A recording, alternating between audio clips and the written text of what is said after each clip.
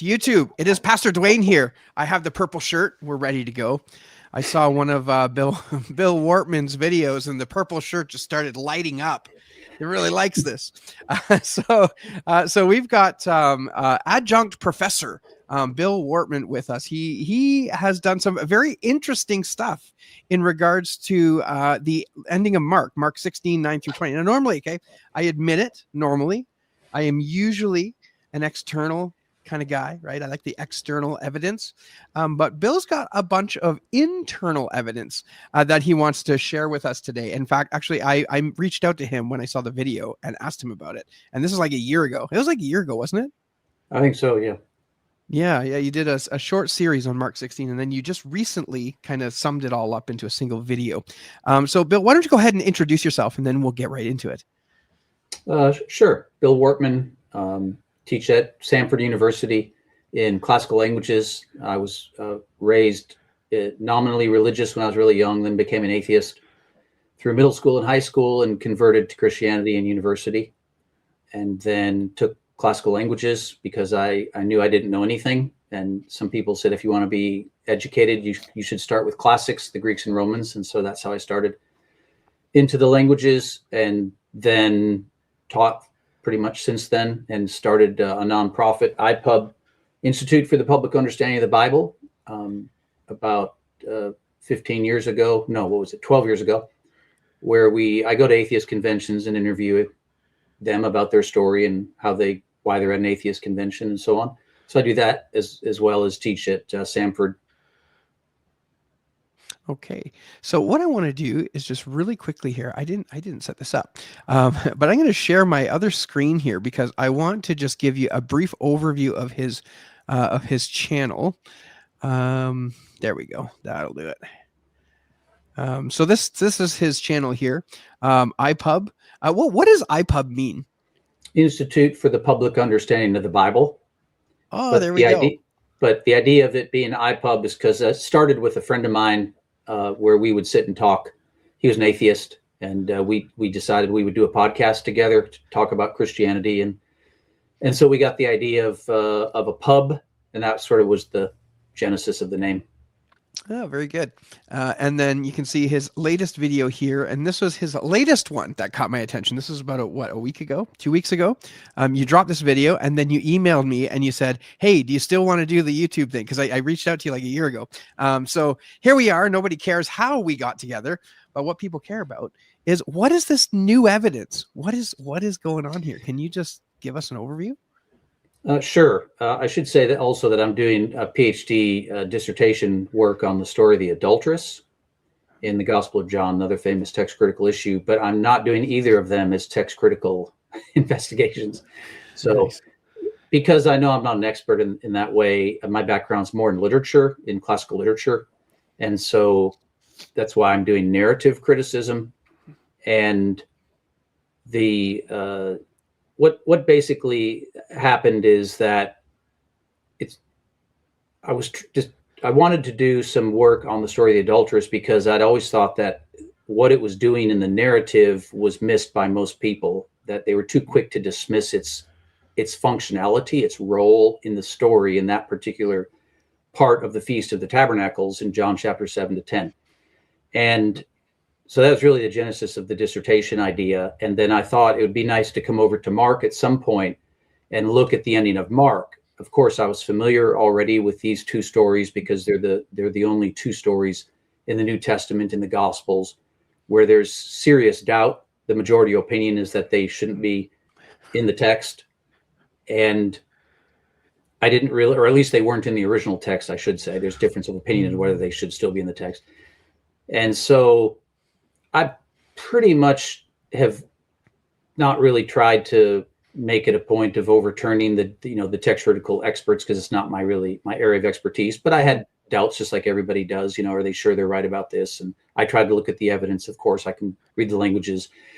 So that was the genesis of it. And because these stories are the only two text critical issues where you have a complete story at stake, and each of the stories has a clear beginning, middle, and end, it allows you to look at it as a narrative in a way you can't really look at, say, just one verse. in Matthew or Luke 22 or something like that. So that was why I thought these would be worth addressing. And again, I'm not really trying to say, hey, here's what the text critics should conclude, because I can't really do that. I can only say, based on the narrative evidence, here's what I would conclude if I were just looking at the narrative. And then the textual critics have to take that internal evidence, balance it with the external evidence, and they make their decisions. So that's sort of the genesis of this. And because I talk to atheists a lot and deal with a lot of atheist scholars, a lot of my own professors who were training me when I was in university days, and that world has a lot of non-believers in it as well. So I've had to deal with the Gospel of Mark quite a bit, because that's kind of a favored gospel among the critics of Christianity. And it's somewhat reasonable, because most scholars think it's the earliest gospel written. So it makes sense that would be of extra value as far as the trying to ascertain the historical Jesus and so on. And I hadn't really studied that book. I've studied some other books, a handful of books, of course, throughout the Bible more seriously, but I hadn't really tried to dive into Mark. And so I thought, well, why don't I look at Mark and see what the narrative is, what's going on in the narrative of the book, and more do it for my own sake, just to try and understand the book better. And if I find anything that kind of helps me as far as the narrative at the end of the book regarding the ending, maybe it'll help me with my dissertation of studies on the story of the adulteress. So that's the origin of it. And yeah, to say there's new evidence is mostly that's sort of absurd to say something like that. In this case, I don't think it's clickbait. I don't think it's clickbait in the sense that it's genuinely new as far as narrative evidence, not text critical evidence in the strict sense. And I'm mostly a skeptic. You and I were chatting about about your own skepticism toward narrative evidence in general. Yes, because it feels very subjective. When someone tells me there's a chiasm somewhere, I'm just immediately skeptical that it will be very persuasive to me. Yeah, I'm laughing. I was gonna say I'm laughing a little bit on the inside, because that's exactly what I was thinking. I remember just somebody was going through and trying to determine some sort of eschatological theology, and part of their reference for that was to refer to some chiasm that they found within Revelation. And of course, my mind goes, chiasm? You can find a chiasm just about anywhere. Like we were talking earlier, this was offline just before we started the live stream. How I typically will favor the external evidence as opposed to the internal evidence, because for me anyway, I find the internal evidence to be a lot more subjective than something like external evidence. Now, of course, that's not to negate the work you're doing. I think that work needs to be done.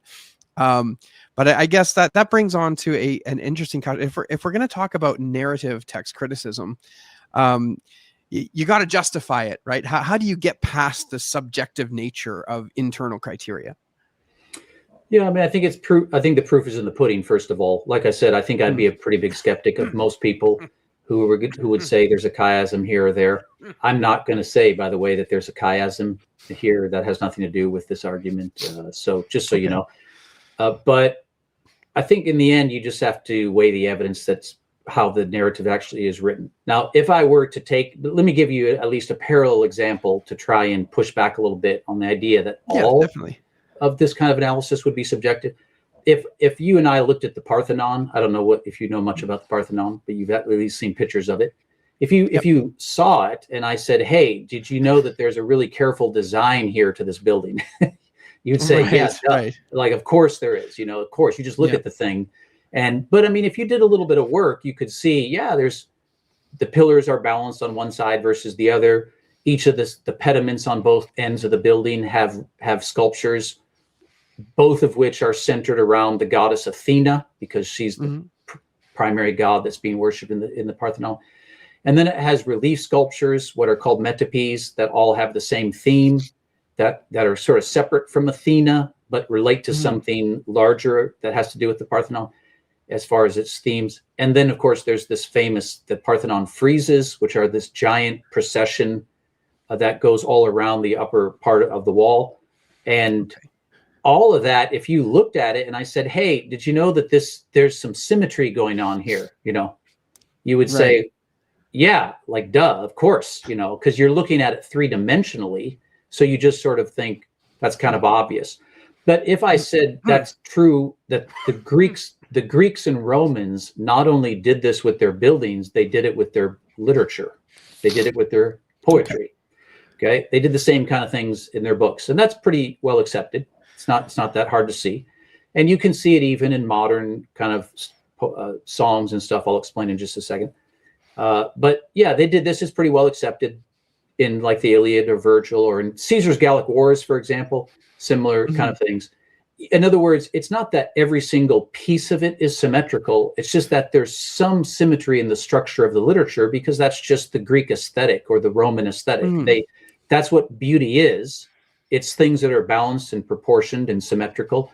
And they apply that to all their art, whether it's in their sculptures, their architecture, or their literature. And it's not slavishly symmetrical. That would be a mistake to make. But it just means that there are some patterns. So in the case of the biblical narratives, what we're going to say is that, yes, there's we're going to talk about what are called refrains. So when Mark the Evangelist sits down and writes his book, is he really just going to start with John the Baptist and go to the resurrection and just sort of string together chronologically 60 some odd stories with no other idea in his head other than just to sort of put them in order in a chronological way? Well, they can't be all chronological, all the Gospels, because some of the stories are in different order, right? We all agree with that. Yeah. And so the question becomes, well, what was it then? Because Mark didn't have chapters, he didn't use chapter numbers or titles like we have in our Bibles. Modern books use chapter numbers and titles, but they didn't use this method for dividing their narrative works in the ancient world. So how did they do it? How would you create 6 parts to a book on a scroll? That's interesting. Right? How would you even achieve that? And the answer is that you do it through what's called refrains. That's the starting point. That's a common technique, what we call a literary refrain. Sorry to take you back to 9th grade English. Yeah, no, that never occurred to me. Like this is wild. Yeah.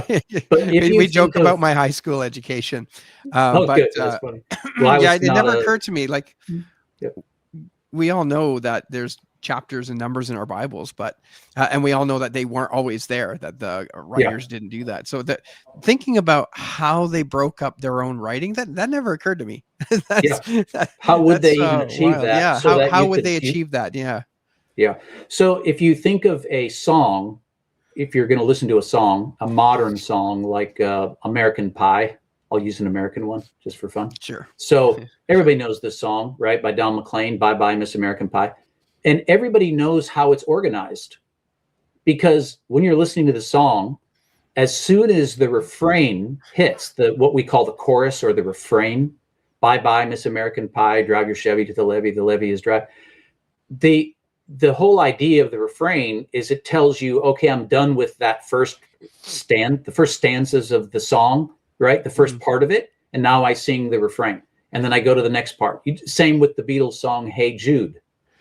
As soon as you hear Hey Jude, you know you're beginning the next part of the song. And there's 5 parts to that song because that uses a refrain.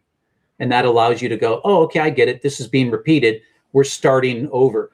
And the key thing to a refrain is that it's functional, meaning it allows the writer to reinforce what the main theme of their work is through the refrain. So if you ask me, well, what is the song American Pie about?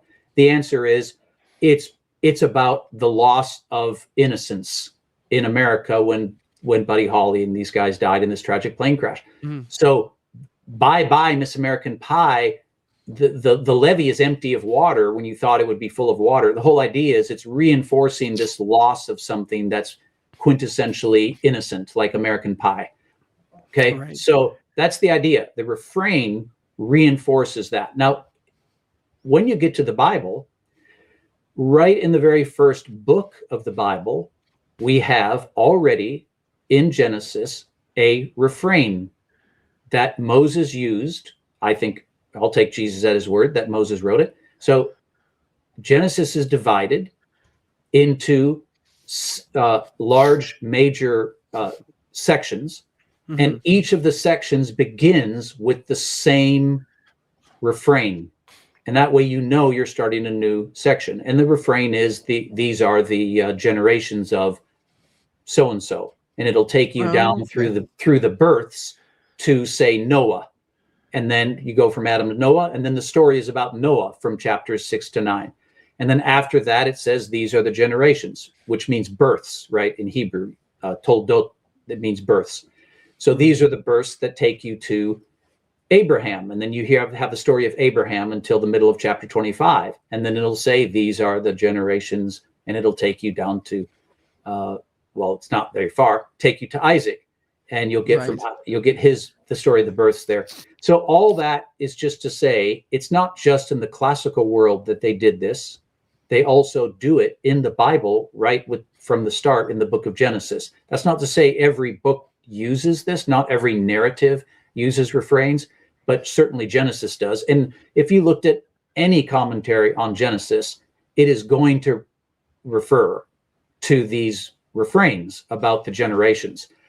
And so that's how it works in a lot of the biblical books. And this isn't very well known when it comes to the Gospels, except in Matthew. So a lot of people might be aware that Matthew uses a refrain. He says it came to pass when Jesus finished these teachings, parables, sayings. That's Matthew's way of saying we're entering into the next section of the book. All right. Okay. Luke has one. John has one. The way John divides is Jesus' visits to the city of Jerusalem for the occasion of Jewish holidays. So whenever it says there was the feast of the Passover and Jesus went up to Jerusalem, that's chapter 2, verse 13. Then in chapter 5, verse 1, it says there was the feast of the Jews and Jesus went up to Jerusalem. Then in chapter 7, verse 2, it says there was the Feast of Tabernacles and Jesus is going to go up to Jerusalem in verse 10. So that's how John divides his book, and he uses a refrain to do it.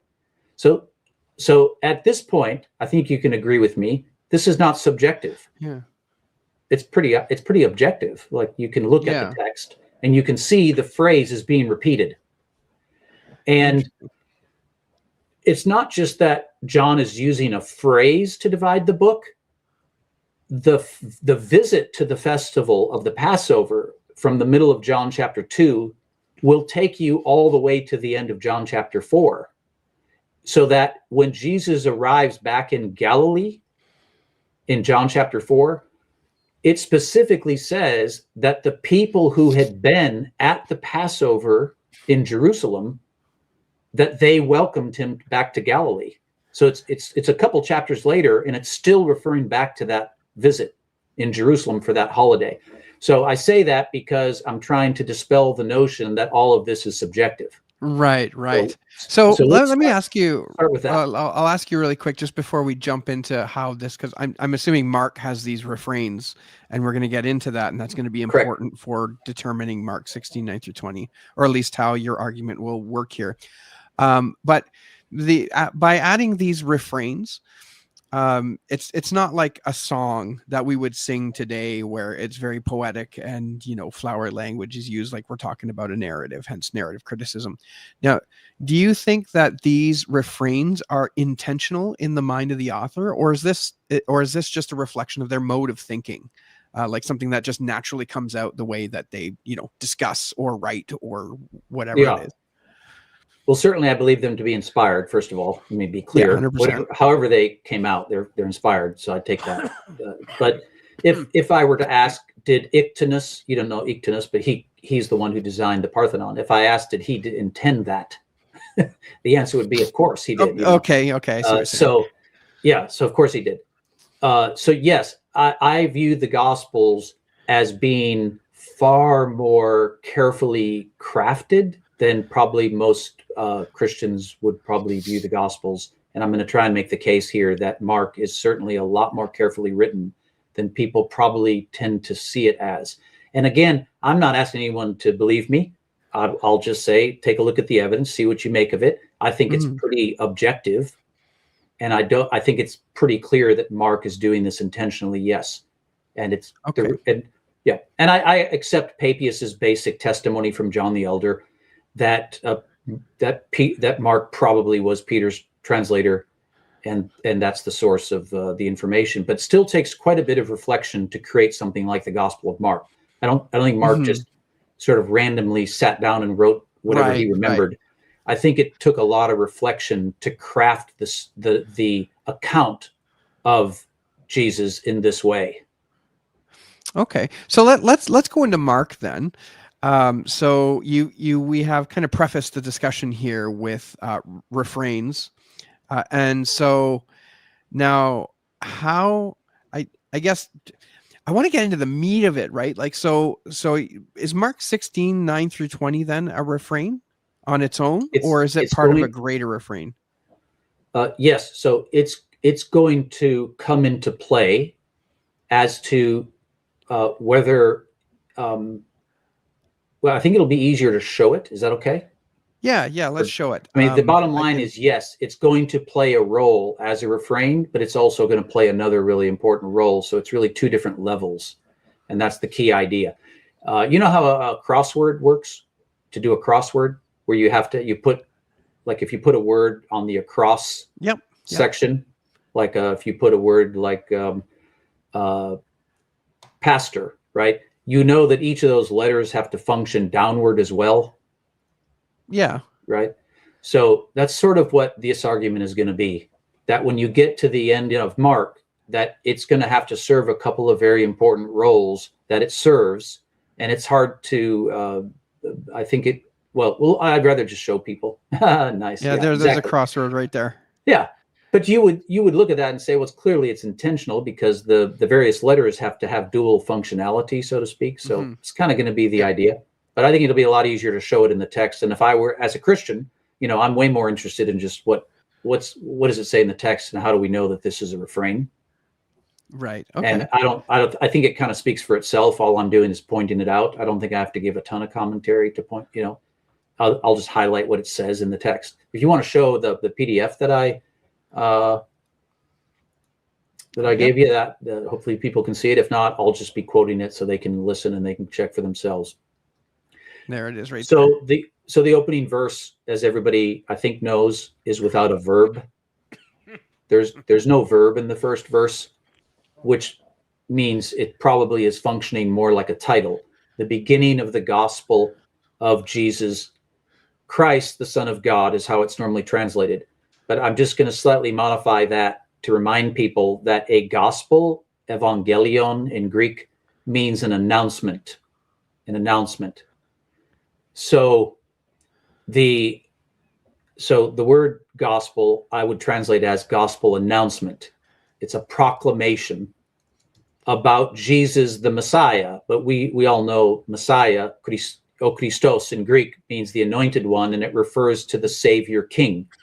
It's based on David. King David wasn't just a king, he was a Savior King, because God anointed him to save the nation from the Philistines. Remember, David's first act was to deliver Israel from the Philistines by by killing Goliath. And then he became like the king who ruled and administered the country eventually once Saul died. So all that to say, the story of Jesus, as Mark introduces it, he uses this term that's used way back in Samuel and then in other parts like Psalm 2, that he's the Savior King. And the good news is that the restoration of the world has, the salvation of the world has commenced in the arrival of Jesus, the Son of God, Right. the Savior King. Okay, so that's Okay. the reason this is so important is because it's Mark explicitly telling us what the theme of his book is. He's the only evangelist who tells us that his theme is the gospel announcement. Now, an announcement is not just content. Like if I send you a baby announcement, it's not just information. It's also the act of announcing something. It's revealing something new. Right. So in this case, Mark's gospel is not just about the new revelation that came in Jesus, like the moment it was announced, that the salvation of the world had come in the Messiah, but it's also content. It's the it's information, what is this gospel, this message of salvation, and so on. By the way, obviously, my videos that I've done have I did address the external evidence and so on. You did, yeah. As people here are pointing out, yes, I agree. There's only 2 Greek manuscripts that lack this passage. I don't think that could be. I think people should point that out regularly. I wish the footnotes were a lot clearer about that. It's just 2 Greek manuscripts that lack it. But still, we still can look at the narrative. Why not? So that's what we're going to try and do. Yeah. It takes a little patience. Okay. I acknowledge it takes a little patience, but I think you stop me when you think I'm being subjective. How about if we say that? All right. Okay. So, all right. So that's what the theme is, the gospel announcement. So right off the bat, the book introduces the refrain. As you start right in verse 2, 3, and 4 in Mark chapter 1, you'll get introduced to what I would call an opening refrain. It's a quote from Malachi, quote from the Old Testament. Behold, I send my announcer. In Greek, this is tonangelon. It's from the same root as evangelion, right? The messenger is the announcer. John the Baptizer is going to be sent by God to do what? Well, the text says John the Baptist came baptizing and kyrison, making proclamation. Proclamation of what? Well, the proclamation of the gospel announcement. That's what it is. That's what he was sent to do, to start the announcement, to kick it off. And the key idea is that God himself sent him. God took the initiative to inaugurate this announcement, to start it by sending John the Baptizer. All right. So that's the refrain. All you have to do now is just trace that through the rest of the book. So at the end of chapter 1, after Jesus a large crowd has gathered in Capernaum, he's healed people, and in the morning, he leaves the town, and Peter comes out with some of the disciples, and they try to detain him in their hometown. And Jesus says he's not going to stay there in Capernaum. He says, let us go. Go where? Go to neighboring towns. For what purpose? That I may make proclamation. Kyriso, same word in Greek. Right. And then it says, to make it clear, it says he went about making proclamation. It repeats it. So this is now the second time that this refrain turns up. And notice again, it's not God himself. It's the King. It's the Messiah who initiates phase 2 or stage 2 of the gospel announcement. And so he then goes about through chapters 2 and 3, and then you come to another refrain in the middle of chapter 3. What happens? Jesus chooses 12 men, and he appoints them, and he names them apostles, which means sent ones, in order that they might be with him, and he might send them. For what purpose? To make proclamation. Same Greek word, kyrisin. Okay, it's just the repetition of these words. So he's sending them, the King taking the initiative to choose the 12 to get ready to send them out to make proclamation. And that goes through the end of chapter 5. And then chapter 6, again, he began to send the apostles out. This time, for the first time in the book, it says he sent them out by twos, right? He sends them out as a pair to different villages. He sends them out by 2. And it says, again, in the text, verse 12, they went out and they made proclamation. Same word again. And that begins stage 4 of the gospel. And then chapter 11, again, Jesus sends out the apostles by 2. This time he sends just 2 of them into the village to fetch a donkey. But notice he's sending 2. And they bring the donkey, and he gets on the donkey and he rides into Jerusalem. And what happens? They publicly acclaim him to be the Savior King. Blessed is he who comes Right. in the name of the Lord.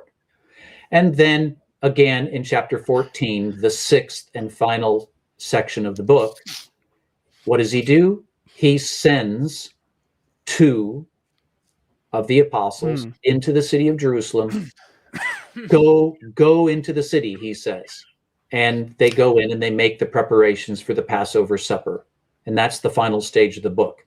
So that you have 6 major stages of the gospel announcement.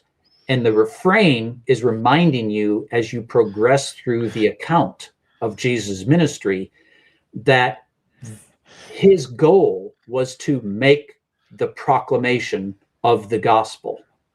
And he, in the second half of the book, and I say it's a second half because you have 6 stages, and the final 3 stages, the refrain is slightly different because in each of those opening refrains, he sends 2 of the apostles. He sends them out as pairs. And that's only in chapter 6, chapter 11, and chapter 14. Okay, I'm getting a Mr. Moreno. Sorry to interrupt. I think you might have some of those references not incorrect there. They're not. So what's happening? Just to be clear, first of all, I really appreciate him offering that. But let me be clear, since you're asking about it. You know what it means when a song drops? Like if you have like acoustic guitar introduce a song before like the full percussion hits in the song. Okay, like an intro. Yeah, an intro. Okay, yeah, that's the term, an intro. So literature uses intros as well.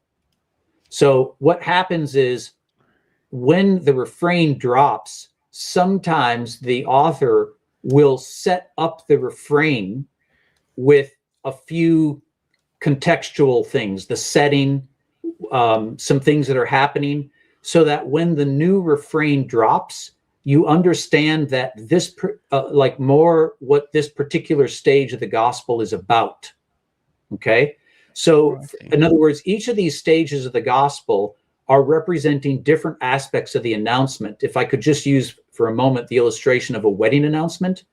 Sure. A wedding announcement is not a one-off event. Anyone who's gotten married knows that when you say you're going to make a wedding announcement, you really mean you're going to issue a series of wedding announcements. Because the first thing you're going to do is you're going to contact your family and your dearest friends, and you're probably going to just call them and tell them you got engaged. You're going to get married. There's a wedding announcement. Then then maybe a week or 2 later, you're going to post it on social media and you're going to make another wedding announcement. And then you're going to send the save the date. And then you're going to eventually send the formal wedding announcement. In other words, an announcement can be accomplished in stages. And if you think of a wedding announcement, if I just may pursue that a little farther. Yeah. These different wedding announcements are to different groups of people, and they have different information. And also, just because you don't reveal all the information at every stage of the announcement doesn't mean you're never going to reveal that information. You might save some of the information for later. Like, what are people supposed to wear at the wedding? You may not send that until like the final formal wedding announcement and so on. So when you get to the Gospel of Mark and Jesus's mission to make the gospel announcement, it happens in stages, and it happens in different regions to different types of people. At one point, Gentiles come into play, and each of the stages focus on different information. So each of the stages have their own major topic or theme. Right. And just because something isn't announced in the second stage doesn't mean Jesus is hiding it and he's never going to make that information available. He might save that for the 5th stage of the announcement. Clearly, some things aren't revealed until later in the book. So that's just an analogy for people. I'm trying to show you how valuable it is to recognize that Mark wrote it with these refrains to divide it into 6 major stages, so we understand sort of what the strategy is that God and his son are orchestrating this announcement. It's intentional. It's meant to progress through deliberate and intentional stages. And so early in the book, you get certain themes that are very important at the earlier part of the book that are not the focus as you get into the later part of the book, and so on. And I won't have time to go into all that tonight, but I'll probably do some more videos on that. All right, so that's just the opening refrain. Obviously, this has nothing right now to do with the ending of Mark 16. And one of the things I would like to appeal to people to realize is that I didn't set out to try and solve or deal with the problem at the end of the gospel. I was just trying to understand how the book works, and I inadvertently butted heads with the majority view. So that's why I'm doing this. Okay, so now we have this, okay? Once this is in place, you can Sorry, now... can I ask a question really quickly here? So you've got the 3 set before and the 3 after, and you've divided it down the middle. Now that division down the middle of Mark, that's not really in the middle of Mark, but close enough. Is that just to separate out the sending versus the sending of the 2? No, that's it. It's to show that Mark himself designed the book in 2 halves. So, for example, there's clearly 6 parts, and it's clear right in the text that in the opening refrain of the final 3 stages, they all have Jesus sending the apostles specifically as 2, as a pair. That's not in the first 3 stages. That's right in the text. It's not my interpretation, right? So now we're going to see that idea that the gospel is in 2 halves is not arbitrary, because you'll see now what we're going to do next. Now that we have the opening refrain, we can now ask, well, how do each of the stages end? In other words, I can look at the end of chapter 1 verses 20 or whatever following. I can say, how does that end? What happens in the final episode or story? Okay, so that's what we're going to look at next. I think it's on the screen, right? Yep. Okay, so if you just ignore the top part, the only reason that this is important is to see that I'm not going in and creating these. These are just the final stories that occur right before the next opening refrain. Does that make sense? Yep. Yeah. So this is the close. So if the refrain opened it, then you're showing us what closes the section. That's right. So if you look at the top here, the verses are verses 1 to 34.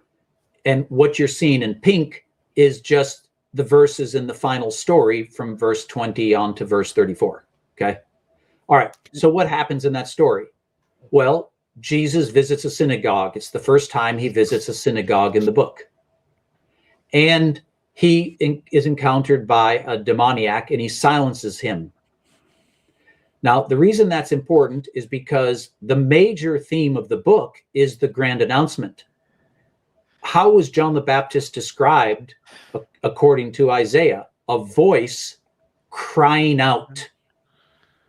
When the king shows up in the synagogue, Jesus, to make the gospel announcement in that synagogue, and a demon-possessed man starts to speak up, Jesus silences him.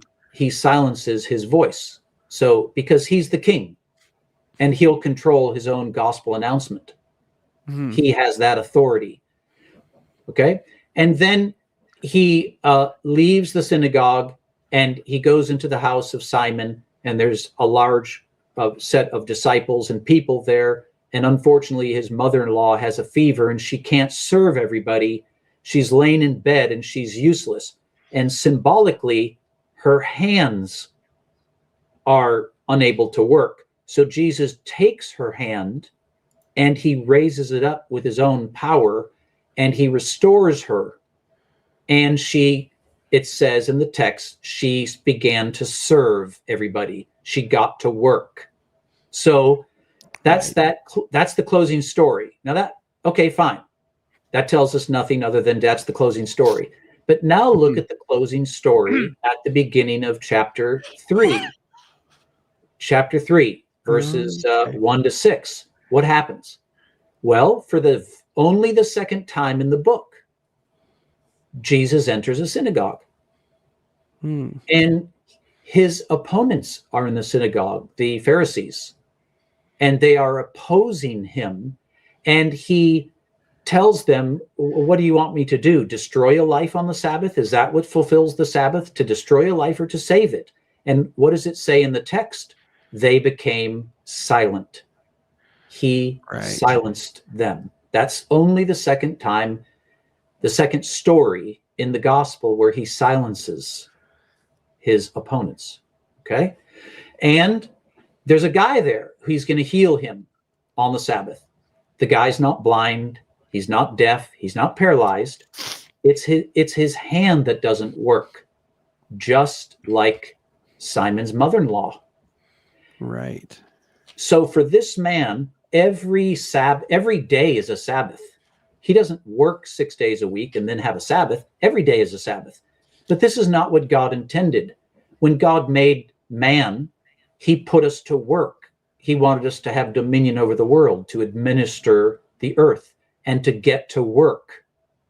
So when Jesus takes these hands and restores them, he's restoring humanity to our original purpose from Genesis. That's the idea. If there's going to be a salvation and a restoration of the sinful world, the proof of it will be that people will get to work and start serving in the name of Christ. And that's what is happening. He's restoring their hands symbolically, so to speak. Okay. And then if you go to the next stage, what's the final story in chapter 5 before you get to the other opening refrain?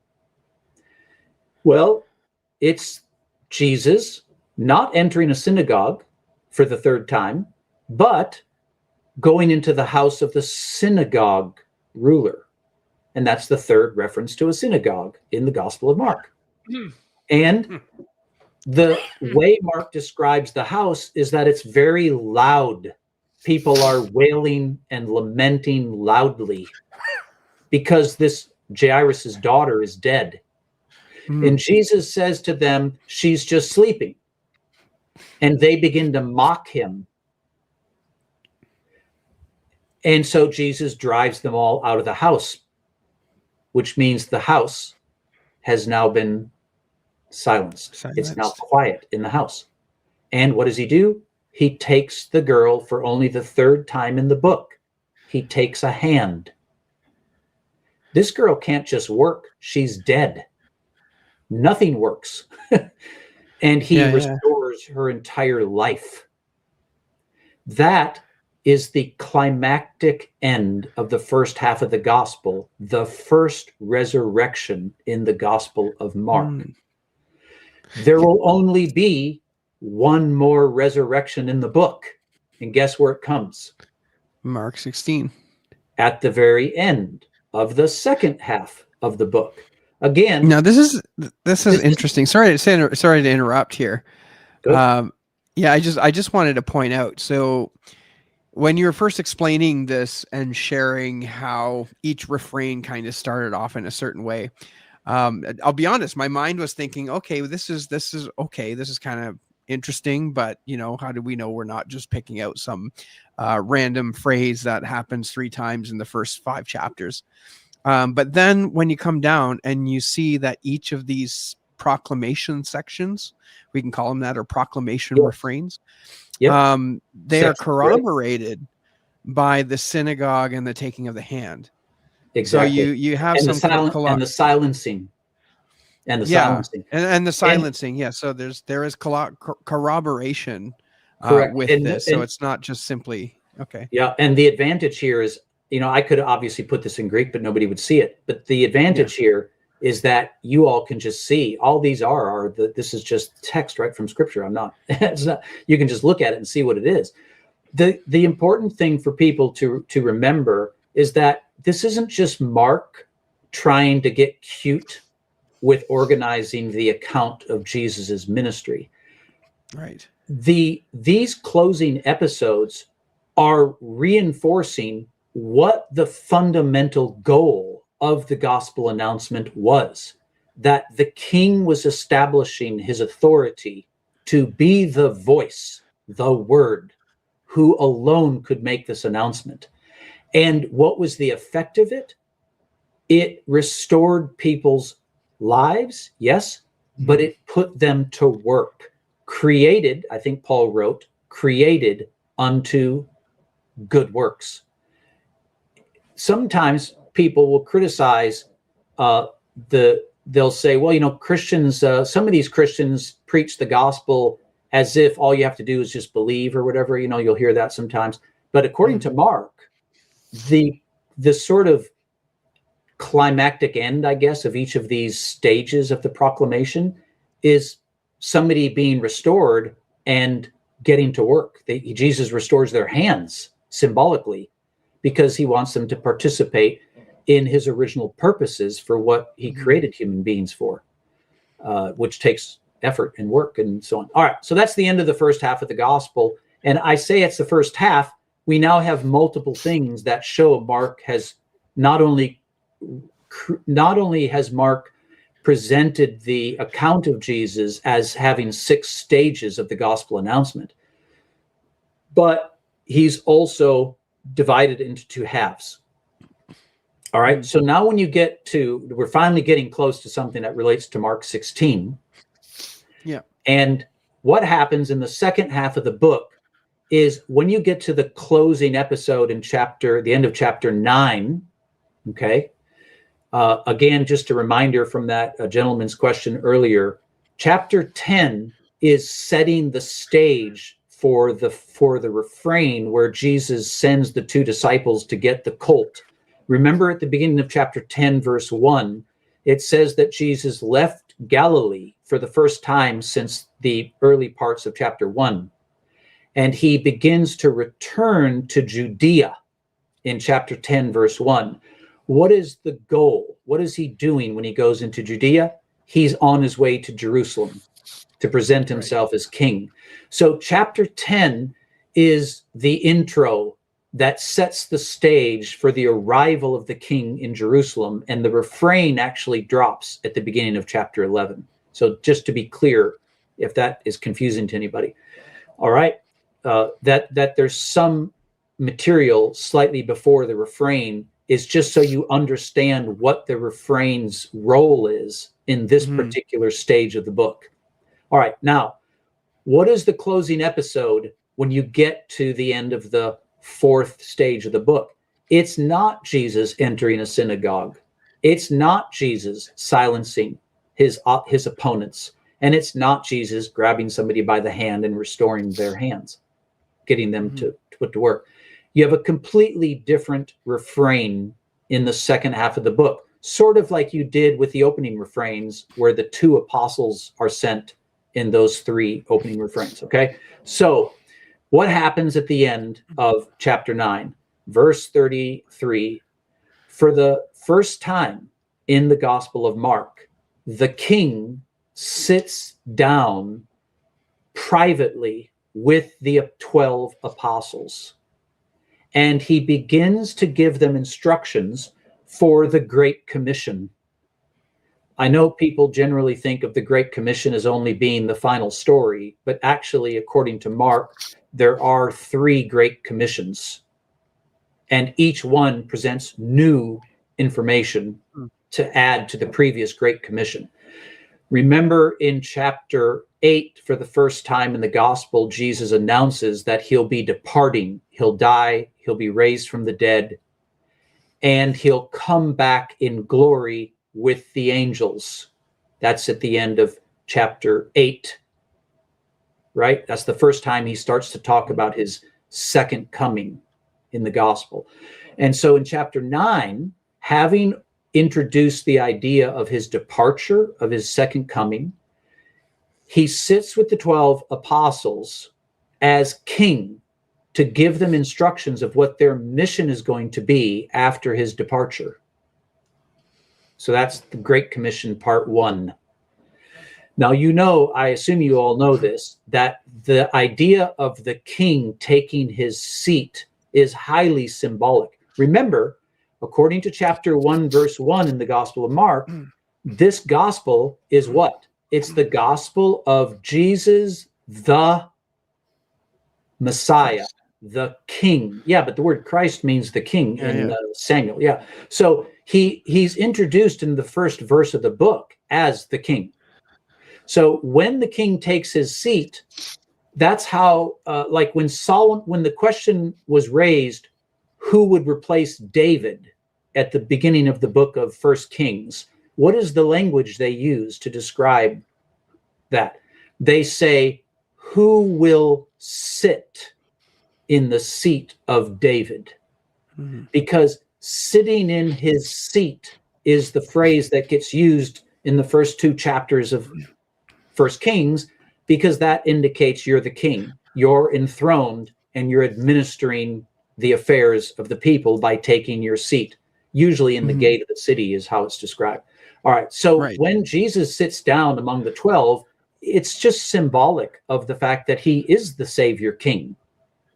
And he's administering the affairs of his kingdom, getting them prepared for his departure and their mission, which is why for the very first time in the book, you get the use of the expression "in my name," epitonomatimu or endonomatimu in Greek. The 2 different ways it is how it's used. And what I mean is, "in my name" is not used until this story in chapter 9, the final story of stage 4. Why does Jesus introduce this? It's used multiple times, by the way, in the story. This is where he says, if you receive a child in my name, you receive me. If you receive me, you receive him that sent me. Mm-hmm. The reason he introduces this phrase is because this is the concept of, what if Jesus isn't around? Well, the apostles' role is going to be to proclaim the gospel announcement across the entire earth, to all the nations of the earth.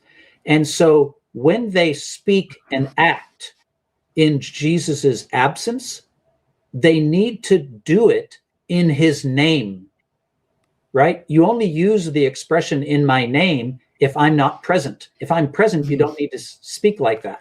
So the idea that they're going to speak and act on his behalf as his apostles, his representatives. Apostolos in Greek just means you're an ambassador, you're a representative. It means he's gone, he's absent, and you're speaking in his name. So that's why that comes up there in the Great Commission, part 1. All right, now, guess what happens at the end of the 5th stage of the book, chapter 13? Well, for only the 2nd time in the gospel, the king sits down in the presence of his apostles, and they begin to inquire about what? His second coming and the anticipation of it. And he begins to give them instructions about their mission, that the gospel must be preached to all the nations of the earth. That's not the end of the Gospel of Mark. That's chapter 13, that expression. Mm-hmm. And anybody who read that verse would say, well, that's kind of like the Great Commission. Yeah, it's the Great Commission part 2. And it's all in the context of his departure and his second coming, which this is the famous Olivet Discourse. Yeah. And there again, you have the second use in the gospel of the expression epitonomatimu, in my name. Many will come falsely in my name. You guys have to speak in my name and defend the truth. There will be people who come as false apostles, false messiahs, and things like that. So that's only the 2nd time. So just for people looking, if you're looking at the screen and you see the expression "in my name," you can go get out your computers and take a look. That expression is only in these 2 stories. The end of chapter 9, the final story, the end of chapter 13, the final story. Okay, so we've established that. Now we finally get to this question. What about the end of the gospel, the end of stage 6?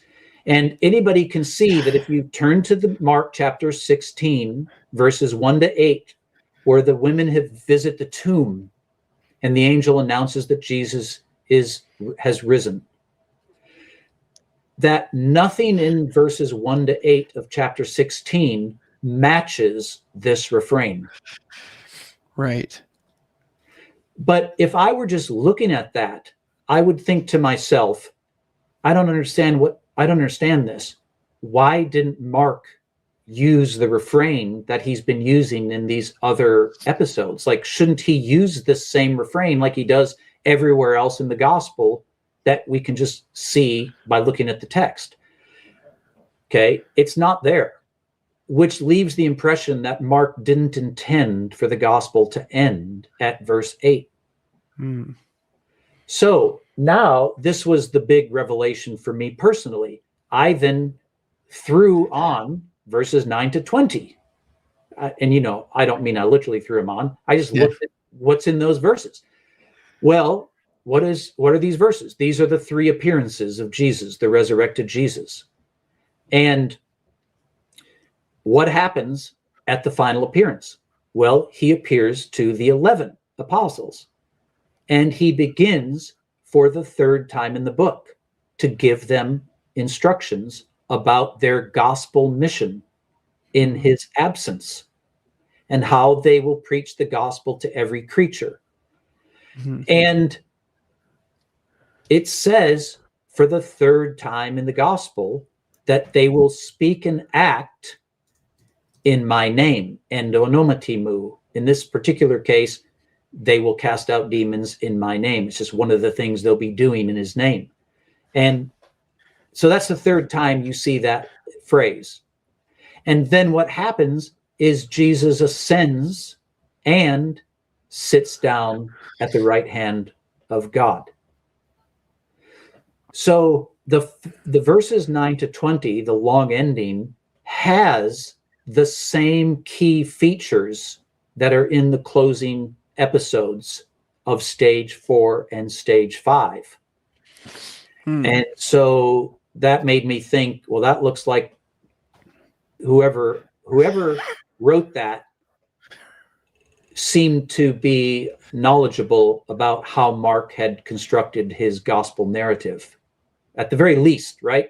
Either Mark wrote it or whoever added it was very, very insightful because they noticed this.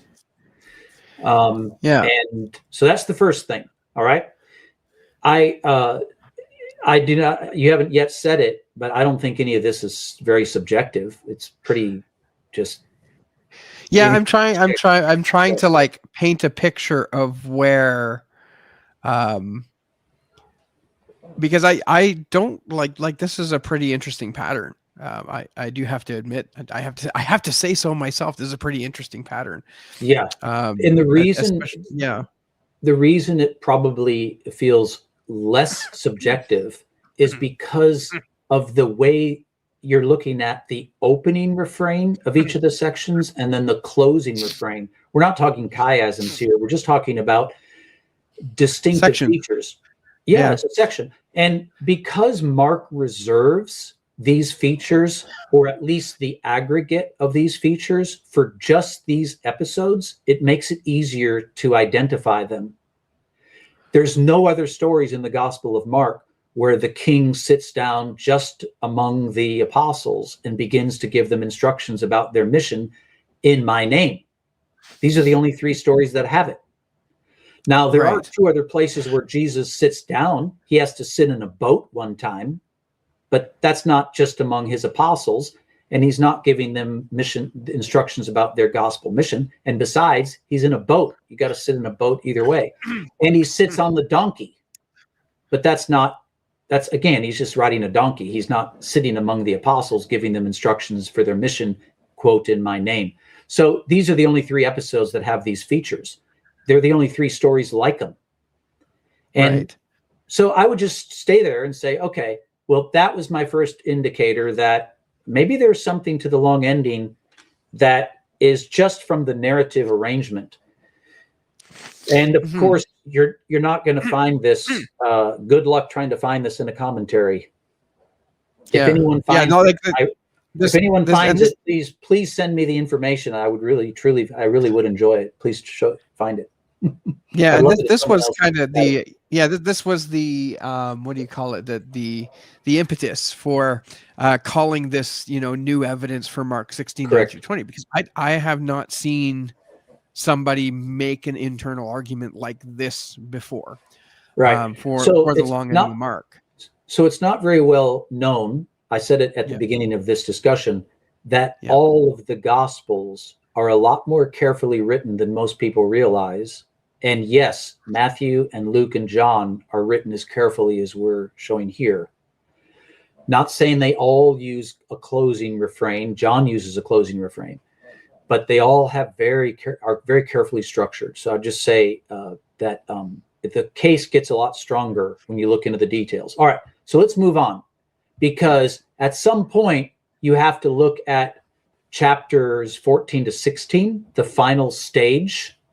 That's the final. Yeah, exactly. Amen. It was written by the Holy Spirit. That's exactly right. But just because people believe it was written by the Holy Spirit doesn't mean that they. Sometimes I think Christians aren't serious enough of what that might imply. mm-hmm. So I would just suggest that there's people might want tension. Yeah, I was gonna say there's this tension between knowing that the Bible, the books of the Bible, are written one by men, but on the other hand are inspired by the Holy Spirit.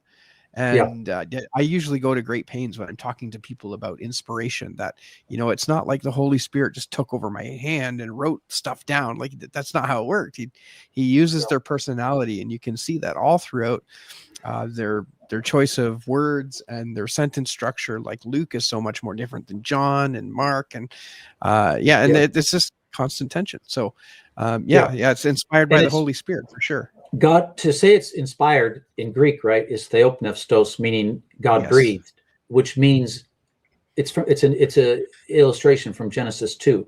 It means God imparts his life to us in the same way he did to Adam through these scriptures, through these words. So, but yes, it doesn't mean that it didn't take a lot of reflection on the evangelist part. It was inspired, I agree, but it's still careful. So, all right. So what I'd like to do now is suggest that if you just take each of these stages, we're not going to look at them all. We're just going to look at chapters 14 to 16, and I'll try and do it faster. But if you look at chapters 14, 15, and 16, which any commentary pretty much treats as one section, they'll talk about it as kind of like the Passover section, the section where Jesus, is in Jerusalem, and they have the Lord's Supper and the arrest in Gethsemane, the trials, the death, the resurrection. Like, most people read those as sort of one section, but it actually is one section according to Mark's refrains as well. Okay. And what I'd want to do is just remind everybody that of just something earlier in the gospel, so you don't, just so you're sort of prepared. The two Sabbath stories where Jesus is accused of violating the Sabbath, the one where the disciples are plucking the grain, and the other, of course, we referred to already in this discussion. Those stories are back to back in Mark. Right. They're clearly written as a pair. Yeah, they're a pair. Like, anybody can read those two stories and say, yeah, those are a pair. And Mark does not connect them chronologically. He doesn't say like one was the next Sabbath. So it's just two Sabbaths where Jesus was accused of violating the Sabbath. And it's clear that Mark has paired them because he wants you to contemplate the differences and the similarities between the two events. And what I would suggest to people is that Mark is doing that a lot more than you realize. It's not just the two Sabbath stories that he pairs. He uses pairs, he uses trios, he uses quartets, and so on. He joins stories together into story groups. So keep that in mind. All right, so let's look at chapter 14, the very first verse. It says, it was 2 days before the feast of the unleavened bread, and the chief priests and the scribes were seeking to do two things. They were seeking to arrest him by stealth and to kill him. So Mark introduces chapters 14 to 16 by introducing the plot, the goal of his enemies, which is to arrest him and to kill him. Now, let that inform the way you read what happens, okay? I mean, Mark introduces the idea, so let it inform the way you read the story. So what he does is he's going to tell you 9 stories. Where do I get 9 stories from? Well, it's not arbitrary. The first story, he tells you the setting. Chronologically, it's 2 days before Passover, and Jesus is in the village of Bethany. Okay, that's story 1. Story number 2, it's now a different chronological setting, a new setting. It's the first day of unleavened bread, and Jesus is in he comes to the city of Jerusalem. That's story number 2. Story number 3, they have a new setting. They change locations. They go to Gethsemane on the Mount of Olives. Okay? That's the end of the third story. If you look at how Mark is organizing the stories by introducing each one with its new setting. Now, remind me, what happens in Gethsemane? What's Jesus the big crucified. event? No, Gethsemane, not Golgotha. Oh, the prayer, where Jesus is arrested. Garden Gethsemane. Yeah, he's arrested. He's arrested, right? So yeah. what were the 2 goals? Arrest him. That was the first goal, right? Mm-hmm. Yeah. So we've gone through 3 stories, and at the end of the first trio of stories, the climactic event is that Jesus is arrested. And it's a major event. And let me tell you why. Because the majority of Mark's focus is on how the event at Gethsemane appears to be a total disaster. Jesus has fallen to the earth. He's praying in agony that this cup be removed. Nevertheless, not my will, but yours be done. And he comes to the disciples 3 times, and they're asleep. And he's just announced to them that the shepherd will be struck down and they will all be scattered and abandon him. And when they show up in the garden to arrest Jesus, Peter, Mark doesn't tell you it's Peter, but one of the disciples grabs the sword and he tries to decapitate, or at least strike a fatal blow to the head of the servant of the high priest. Think of that for a moment. This is an apostle who is supposed to represent Jesus to the whole world, trying to deliver a fatal blow to the head of the high priest servant. That is an absolute disaster for the sake of the gospel. Okay? And then, of course, they all scatter and abandon Jesus, and they spread out in all different directions and leave. I would describe this as the great desertion. This is the opposite of what you want the Great Commission to be, right? At this point, you would say, I don't think there's going to be a Great Commission. I don't think this is going to happen. Now, we all know that Mark is very careful. Jesus is not naive. He is fully prepared and is actually orchestrating his own arrest. He's in the garden because he knows his arrest is coming. He could have fled the city. He could have gone back to Bethany, where they couldn't have find him, right? They couldn't have found him. He's choosing to be in the garden where Judas can come, because Judas is familiar with where they met there, and Jesus is orchestrating his own arrest. He is the king, after all. He's in charge. But it looks like it's a disaster for the apostles. All right, that's the end of the first 3 stories. Now let's go to the next 3 stories. He's taken to the high priest for his first trial. He's taken to a new location, to Pilate, for his second trial. And then they haul him off, having been sentenced to death. They haul him to Golgotha. And what do they do there? They kill him. Right. That was goal number 2, according to chapter 14, verse 1. They wanted to kill him. So the culminating event of the next 3 stories is his death, which, needless to say, is a rather culminating event for the whole gospel, but certainly of these 3 stories. Okay? So what I would point out is that Mark is being very deliberate. he's chosen to tell us 3 stories that lead to the arrest, and then he follows it with 3 stories that lead to his death. Okay? And he Right. introduced us to that plot, that structure in the first verse back in chapter 14. Okay. Now, what happens in the rest of the gospel is you have, if you include verses 9 to 20, you have 3 more stories. Right. All right. You have, first of all, Friday evening before the Sabbath. Notice it's a new chronological setting. It's right before the Sabbath, before the sun sets. And they take Jesus to a new location. They take him to the tomb and they bury him. That's story number 1. Then a couple days pass and you're introduced to a new setting. It's after the Sabbath. The sun is rising. It's very early in the morning. And they return to the tomb. And the angel announces that he has been raised from the dead. And then you get verses 9 to 20, the third story. And he's not just appearing.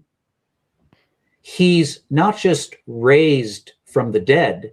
He's raised up into the very heavens. And he's seated at the right hand of God. So what is the final trio of stories, the final movement of 3 stories about? It's how God responded. It's how God responded to the plot of the chief priests and the scribes. God did not just, it looked like Jesus had been forsaken. It looked like God was silent. But now you get God's response. If in that sense, God is speaking now. And what does he do? He vindicates his son by raising him from the dead. And then he raises him up to heaven itself. And the king finally takes his seat enthroned at God's right hand. It's a very powerful culminating event at the end of the gospel, but also at the end of this final movement of 3 stories.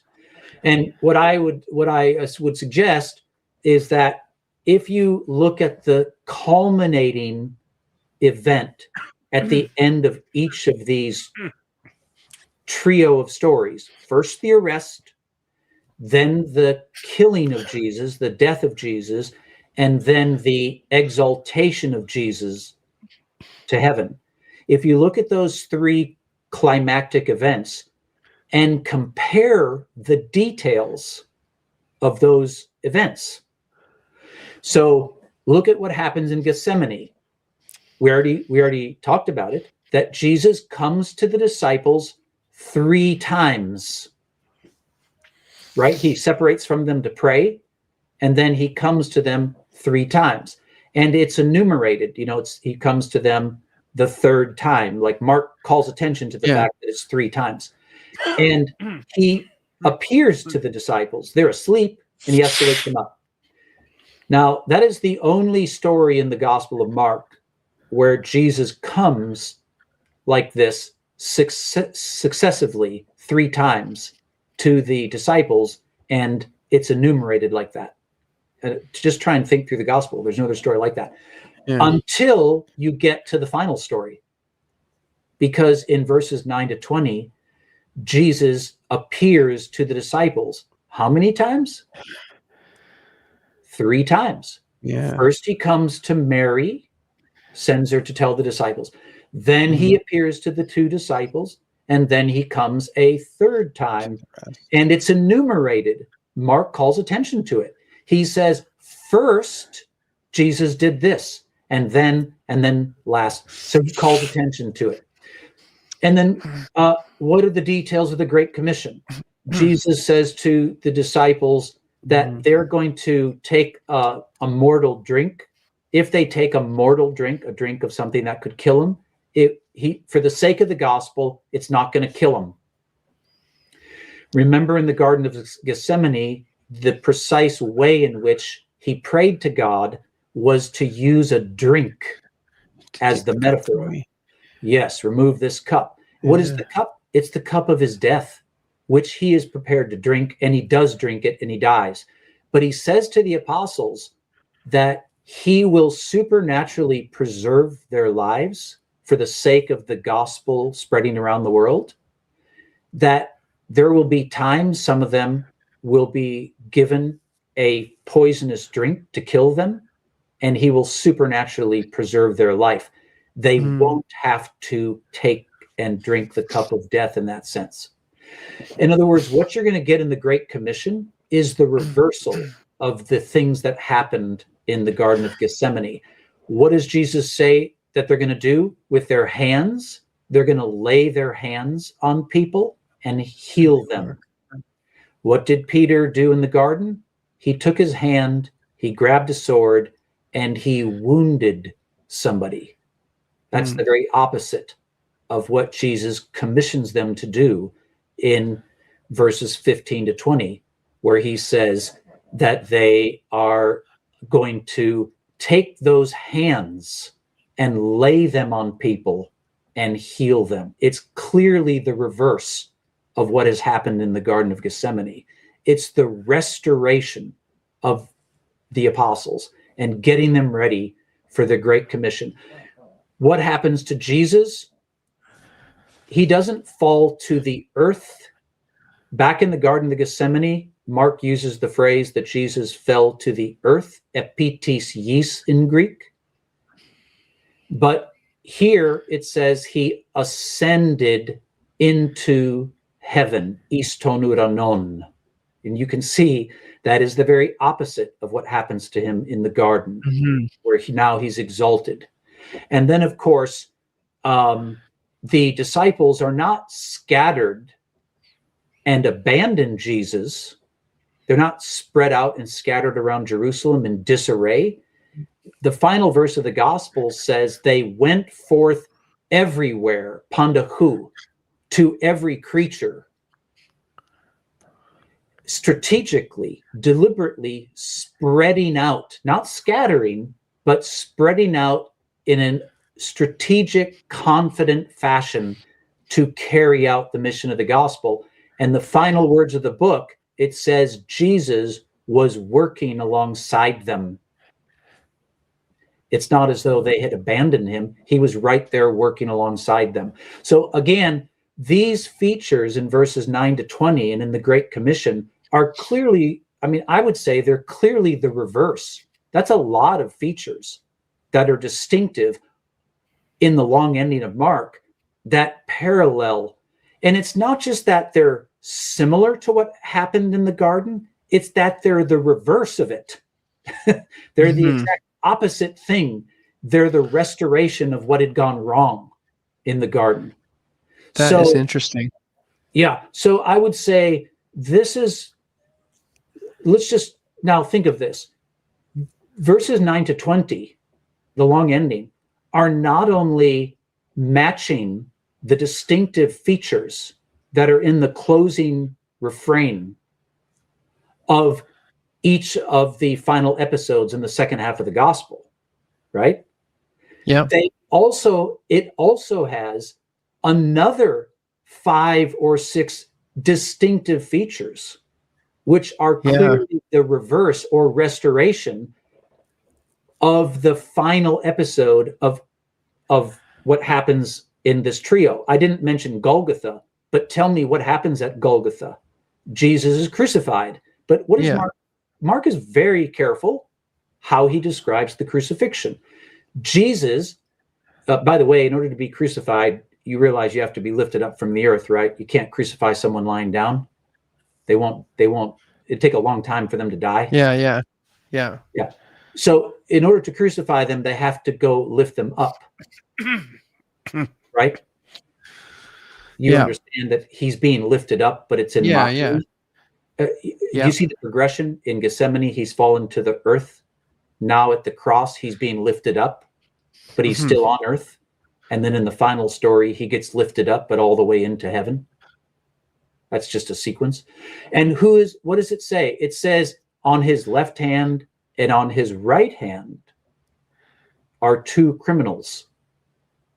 Do Do you remember in Mark chapter 10 when James and John came to him and they said to him, what? Can I be on your right hand? Yeah. What is the context of that language, right hand? Or what are they talking about? Can we sit on your right hand or left hand? They're talking about Jesus's enthronement. Yeah. Mark is describing the crucifixion as a kind of mock or satirical enthronement of the king. Yeah. But then how does the final episode of the book end? With the actual enthronement. Mm-hmm. So my point is back to the crossword analogy. Yeah. If you have a word like pastor running across, all of those letters have to be used vertically, you know, for the downwards. Yeah. In other words, each letter has to have a dual function. It has to work in two different directions. So what I'm arguing is that the final verses 9 to 20 in Mark's gospel work in two functional directions. They both serve as the closing refrain, right? It serves as the closing refrain. It has to have those features to match the king sitting down, talking to his apostles about the Great Commission, acting in my name, and so on. But it also functions just in chapters 14 and 16 in stage 6 as the third climactic story in the three movements of chapters 14, 15, and 16. And so it has to have certain features that match the climactic event of each of those three stories. Yeah. So notice I'm not even, all I'm trying to do is just point out what's in the text. And yes, I'm claiming it's a reversal, but is it really that subjective to say that the hand that Peter used to draw the sword and wound somebody's head is now being spoken of as healing somebody? Is it really that much of a stretch to say that's a reversal? I mean, just on its face, it's a reversal. And then you can go feature by feature. Jesus doesn't fall to the earth. I challenge anybody, find another verse in Mark where Jesus falls to the earth. Mm-hmm. Well, what about treading the scorpions? So, you mean the snakes? The snakes, yeah. Sorry, taking up the snakes. Yeah, that's it. Taking up the snakes. Yeah, it's a good Pentecostal, right? We're in our church service holding their snakes like this, you know. Yeah, of course, it's separate from by the way, I just want to. I'll answer your question in a second. I just want to point out to people. I still, to this moment here, you can tell I'm not trying to make a text critical argument like in a text critical way. No, I'm trying to tell you what the narrative is doing if you include the story. And I think a reasonable person would conclude that it seems highly unlikely that Mark didn't write this. Stylistically, I did a whole video on the style of Mark and so on. It's ludicrous to say that the verses 9 to 20 do not have features that are distinctively Markan. It clearly does. Okay, anyway, that's not to say there's not a legitimate couple counter arguments. I've addressed them in another video. You can go look at it. But I explain why they don't work just using Mark's gospel. I don't think it's actually that hard to point it out, but I try to make the case that but anyway, but I'm just doing the work of trying to understand the book and how it works. And in the process of that, you see, I'm sort of needing verses 9 to 20. And it's hard to imagine that this wasn't deliberate and strategic. Again, if to use my analogy from the Parthenon, if you came to the Parthenon and saw that, a pillar was missing, you'd say, well, I think there's supposed to be a pillar over here. Like it's kind of obvious it's supposed to be there, right? So the snakes on its face, what Jesus means is that in order for the gospel to triumph throughout the world, he's going to supernaturally preserve the lives of the apostles so that they can proclaim the gospel announcement, the restoration to life of the world. Right. Snakes, if nature gets in the way, the king will overrule nature itself. so that their lives might be preserved. And of course, Papias tells us the story of how the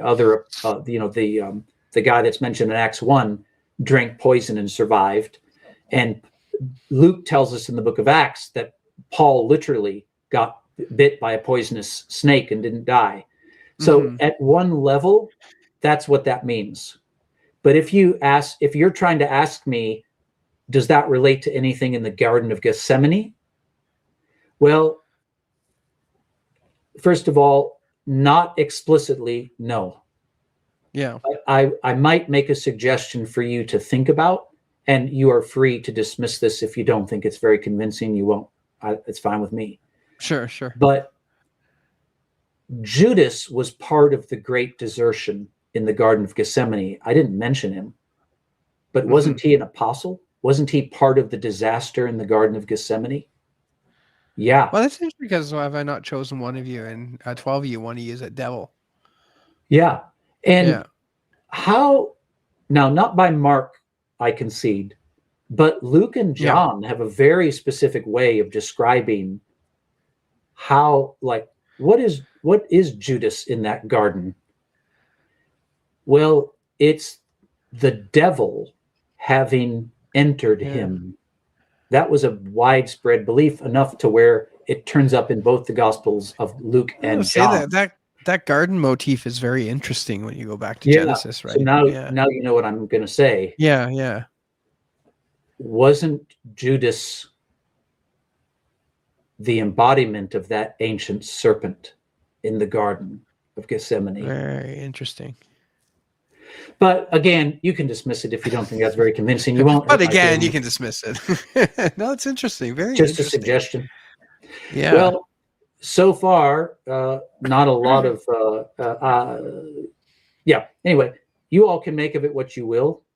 My appeal to people would be, if you aren't the least bit persuaded about the ending of the Gospel of Mark, totally fine with me. What I would suggest is at least contemplate seriously the more important thing, which is how Mark actually wrote the Gospel. What is the Gospel of Mark? It's the account of the Gospel announcement in different stages. And so if I were a student of Scripture, I would now want to go back to, say, the second stage, the third stage, the fourth stage, and ask, what are each of these stages primarily about? And what's the major theme of these sections? And but I probably will do some videos along the way somewhere to try and, but they go, again, that's not really text critical. What's it? Sort of questions? I was going to say what's really interesting here, right, is one of the internal arguments often I've heard for the inclusion of Mark 16:19. Now, of course, I'm a 16:9 through 20 inclusionist.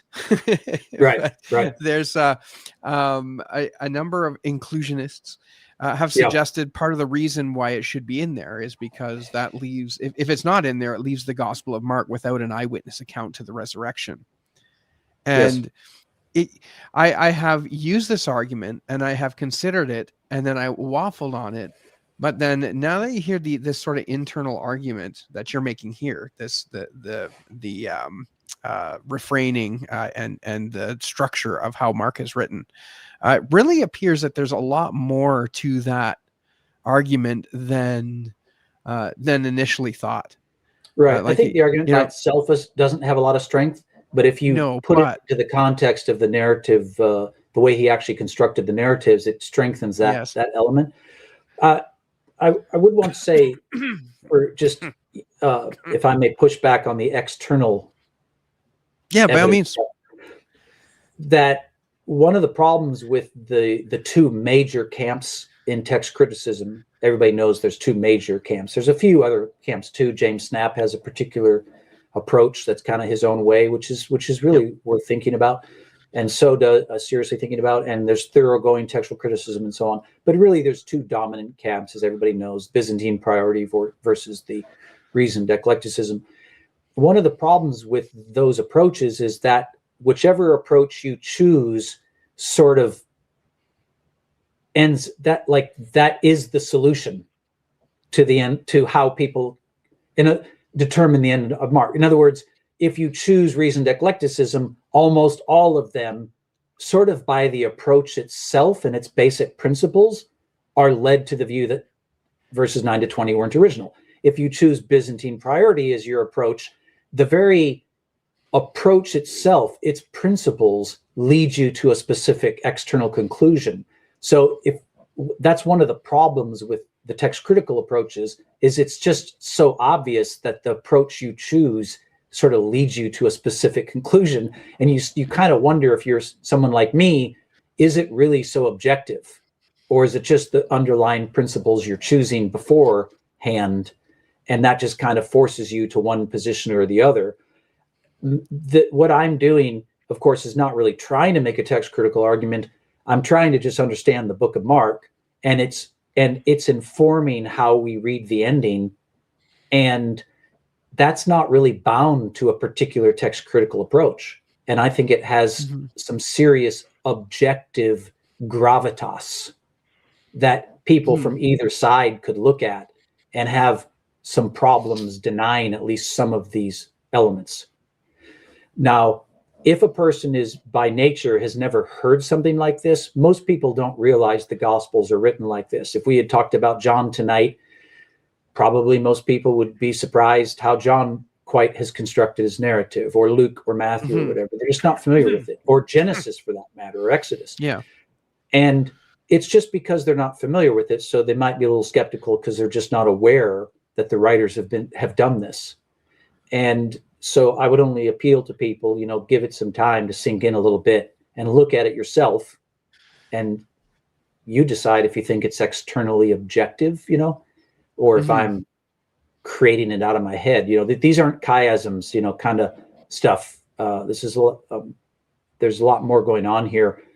That's clearly related back to the opening plain statement from Mark himself in the first verse, that all of these refrains refer back to the major theme of the gospel announcement. So they're not just unrelated to the major theme of the gospel, as Mark tells us. Yeah, no, this, like I said, this is excellent. This is a good walkthrough. Great. Again, yeah. So, but I now I'm going to come back to what you said about the external stuff, whether you're a Byzantine priorist or modern eclectic approach. Yeah. So I think that there's a little bit of truth to the fact that there are underlying presuppositions to both of those positions, right? So like a Byzantine priority presupposition, depends who you ask, right? Because we tend to see, well, I would tend to see anyway, this is what pushes me to Byzantine, is that there's a little more theological stake in the question. Now, we typically, in academia, you don't talk a whole lot about a theological state in a question. It's kind of frowned upon when you're trying to look objectively at manuscripts, right? But that there is some sort of continuity within the church. And that when we talk about a view of preservation and how God preserved the word, his words, if you want to go in that direction, he used the church as a vehicle to do that. Now, some will say, well, that sounds really Catholic or really Orthodox or whatever. But what you can't deny is that the scriptures were passed down by the church and copied by the church. And you would think that the Holy Spirit would have his hand in part of that copying process. Now, I know there's some people who say, well, no, it was just more or less in a providential way. God just kind of like looked from the top and watched and guided, versus having a more hands-on approach, I guess you could say, to preservation. But anyway, from the Byzantine priority perspective, or at least how I see it, not everyone's going to see it like I do, is that there is that presupposition that God's word is preserved and that we have available what was preserved by the church. Whereas in a modern eclectic approach, right, the presupposition is God preserved it in all of the manuscripts, and so that justifies the need to take a look at everything and go through and base things and make judgment calls and all of these things. So it's a subtle difference, but it makes a very big, relatively big, right? The modern eclectic text is not so incredibly different, but it does decide which way you go. Yeah, you Now, make obviously. I think, by the way, I think it's super important the role that text critics play, and I'm yeah, highly grateful for the various people who give their who do the hard work of the text criticism, and also I think it's sort of clear to me that the weight of Sinaiticus and Vaticanus is just so great that to me it seems sort of obvious that that's playing a disproportionate role in their view of the ending of Mark, even though yes. one of those manuscripts has a blank space where that it doesn't normally have. Like they're putting, to me, this is a sort of a classic example of where they're they're front loading the weight of those two manuscripts so heavily that it just feels to me like it's playing a too strong of a role. Now, I do agree with the general view that since verse 8 looks like it's the end of or at least it functions naturally as the end of the story at the tomb, because the women have come to the tomb in verse 1 and they leave the tomb in verse 8. I agree with the text critics, most people, that break right there at verse 9 was very probably intentional. So the people who say they think Mark ended it there, I at least respect what they're saying, that's an intentional ending at verse 8 of that particular story. And for people like me who are now strongly inclined, and you, to the view that verses 9 to 20 were original to the Gospel of Mark, that to the very, by the way, original to the very design of the book, not just added as an afterthought, but crafted as very integral to the entire design.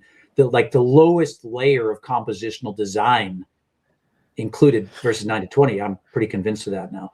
So that means that whoever removed it intentionally removed it. I don't think it just accidentally got removed right at the story break, because if a codex, if a final leaf of a codex accidentally got ripped off, the chances of it getting ripped off at exactly the story break are pretty minimal. So I would say that it would seem to me like it was an intentional removal. And because Ignatius and First John, even in First John, but as early as First John, his letter, and certainly in Ignatius, because there's such a concern that in the earliest church there were already people who apparently had taken the view that Jesus did not bodily rise from the dead. Oh, interesting. That his body was not an actual body. You've heard of Docetism, the heresy of Docetism. That because of the everybody says it's Gnosticism, but it's really just Greek philosophical influence from classical philosophy. But that clearly permeated. I mean, you see it in First John, the emphasis that you have to confess that Jesus has come in the Jesus flesh, Christ. and you see it in Ignatius, which is in the early second century. And so I think if I were trying to surmise a motive for somebody to remove the account of the appearances of Jesus, I would think that would be a leading plausible explanation, because he shows up after the resurrection apparently in his body, and that was, as Irenaeus later explains, that's kind of a problem for somebody. So if I had to surmise a cause, that would be it, because it accounts for the exact point where it's removed and for the content that's removed. So there's no way to prove that. Do you know where geographically Docetism took off?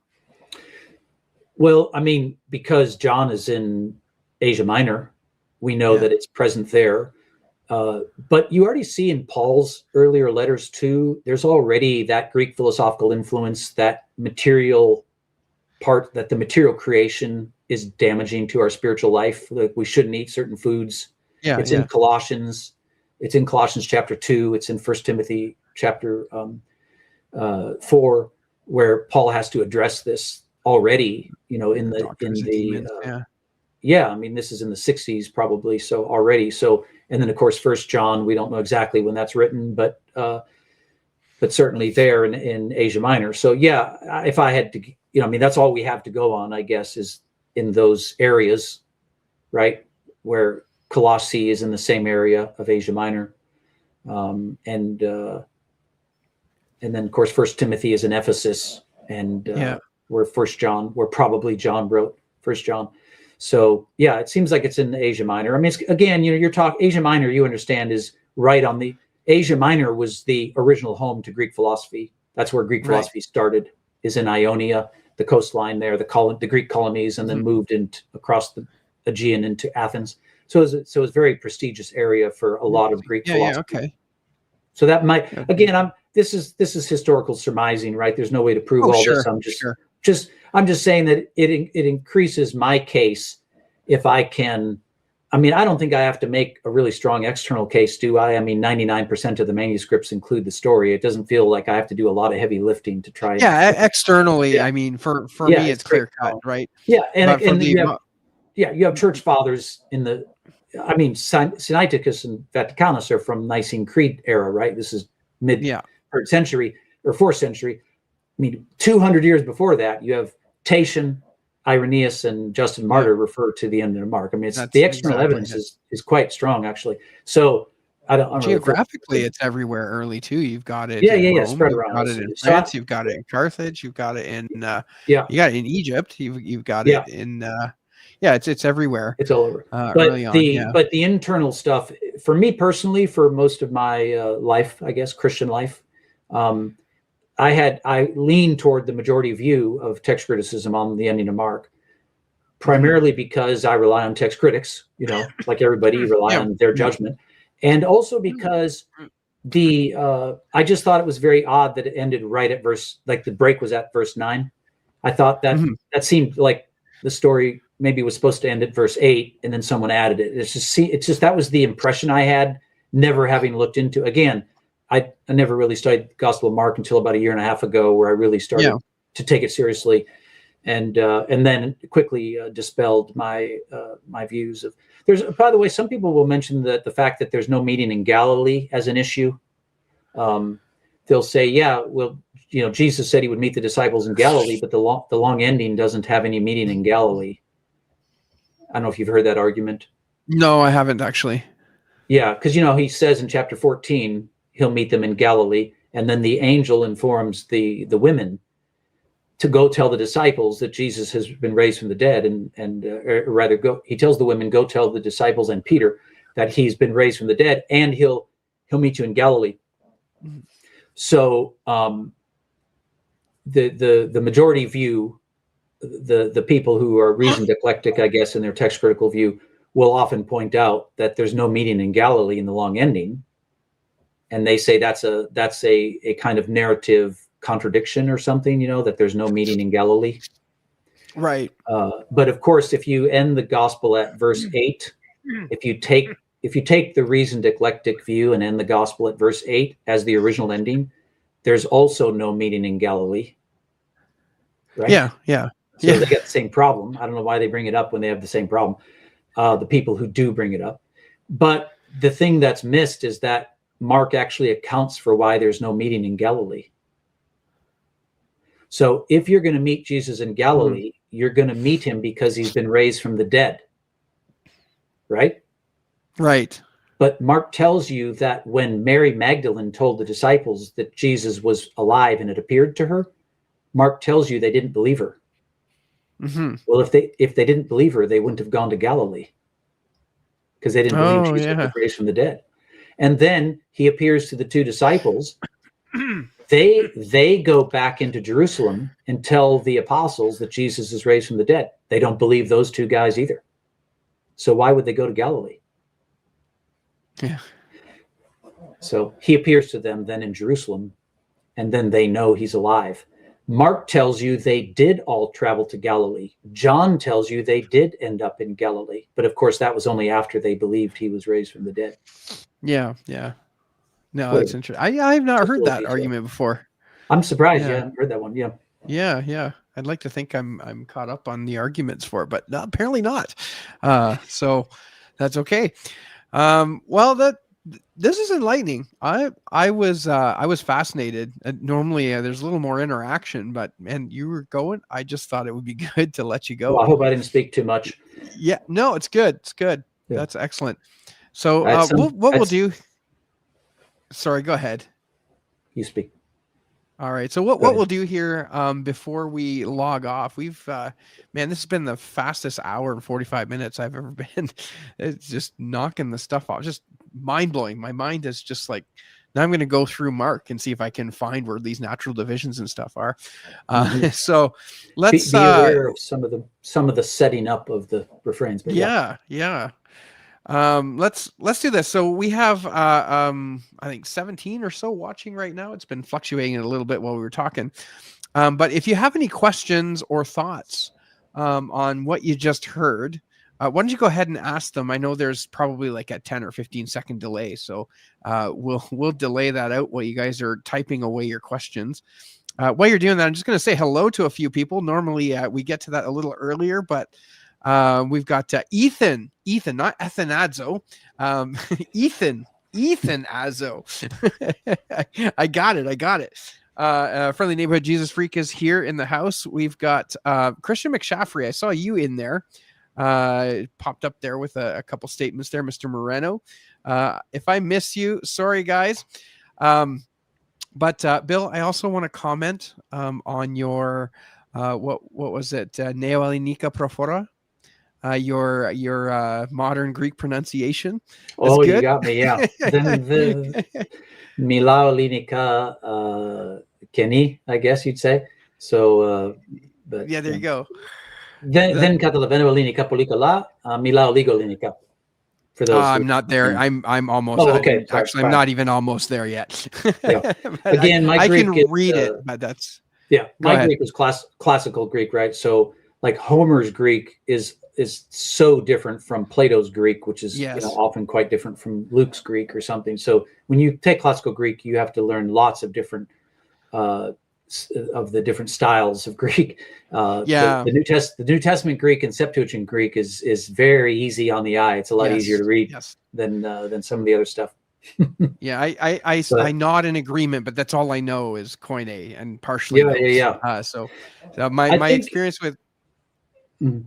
I'm gonna say my experience with that is I started learning. I read all the books and stuff, and I went to a pastor at a church. He was a Greek guy, and I remember reading something out to him, and he looked offended because I was using Erasmian pronunciation. NRK ha logos. Like he's like, what are you saying? And he had me say gyroscope. How would you say that in Greek? And I tried to gyroscopy. And anyway, so that transitioned me from a Erasmian pronunciation to a modern Greek pronunciation. So anyway, totally fun story. Yeah. By the way, it's future discussion on the story of the adulteress. And how that narrative works, how that story works within the narrative. I think there's a stronger case for the originality of that story than there is for the ending of Mark. Interesting. Dr. Maurice Robinson might be interested in something like that. So he's doing all the collation work on that, and we're waiting. We're waiting with bated breath for him to release his research. I've communicated with him for my PhD studies, and I rely heavily on what he's produced. His 2 articles are just gold on the Pericope Adulterae. So very, very helpful stuff. Okay, so we have a question here. Okay. I've got a question from Ethan or Ethanadzo. Maybe I'll just keep calling him Ethanadzo. He says, Bill, do you lean critical, majority, or TR? I think is majority meant to be the Byzantine priority position, or is I think majority is strictly speaking a slightly different position from Byzantine priority, is it not? Anyway. So it depends on how someone's using it. The term majority has come to mean not really a whole lot now. Yeah. Because there's F-35, there's the RP text, there's majority, there's the actual, What I would say is, reading Michael Holmes's article versus Maurice Robinson's article, they sort of went back and forth on their respective views. And my takeaway, not being an expert, was that they both had some merit to their position, and they both clearly had some potential weaknesses. And so my attitude is I don't really know what to say beyond that. I can't pretend that I'm more confident than that. I would just say this: I put a lot more weight in seeing the M. If you get the critical text, you'll see the M, under the typical Nisla Alan text. When I think probably the average person who goes to seminary, of course, I didn't go to seminary or anything, but the average person gets their critical Greek text, and when they look at the footnotes, the critical editions, they probably look and go, "Oh, well, Sinaiticus and Vaticanus have this." Yeah. And that's kind of like, that's it. That's probably the most thinking people do. And they think, oh, well, if that's in the majority text or the Byzantine text, then I don't know, that's kind of like automatically inferior. I don't really think of it that way at all. I just tend to think that they all have weight. And so I have to try and weigh them both as best I can. And I have a Nestle-Aland text, and I have the Robinson. What is it? What's the other name? Robinson Pierpont. Yeah, Pierpont. That text, I have that, and I actually do read from both. So I really don't mean to sound like I'm wimpy about it. I take very seriously these, and I tend to try to judge things case by case. I don't, if the story of the adulteress and the ending of Mark are original, I do think that puts a bit of a dent into some of the credibility of the reasoned eclectic position. If reasoned eclecticism is just going to rely so heavily on those manuscripts, and it turns out that they're wrong on two really important stories, I would say that does a lot of damage to their view, in my opinion. So I would just say that that's just kind of where I am. Like I'm very happy with the Byzantine Priority text. I read from it a ton.